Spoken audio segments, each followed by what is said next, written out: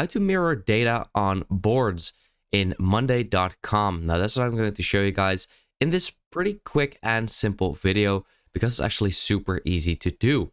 Now I'm over here on the homepage of Monday.com, and of course I want to go to the work management.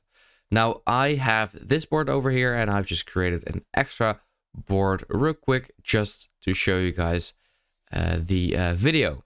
Now over here I have already connected this board to the other board, and I can, for example, connect this task to another item, for example. So I can click on there, and it will now mirror, or it will now connect item 2 to this one to the YouTube video 1.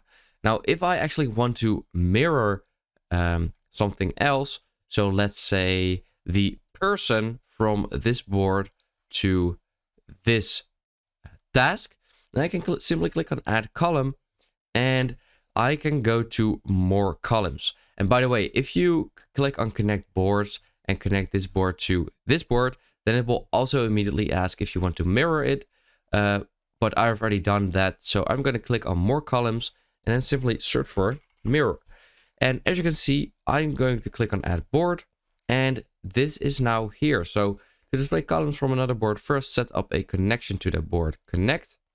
Now I have already done that. So I'm going to click on new board, and that is that one over there. So I'm going to click on there, and then I can connect something from the column but on the other board. So from any of these columns that are in there. So what I'm going to do is simply, I'm going to connect the person. So now the person that is in charge of one of these items right over there will be shown on this. So currently, as you can see, item 2 doesn't have any person. So the item 1 does. So let's say I would change item 1 to item 2 to item 1. Then as you can see, I have now mirrored that this person is in charge of that task. So that's actually pretty easy to do. So I hope this quick video helped you out, and let me know in the comments if it did, and I will see you next time. Have a good day.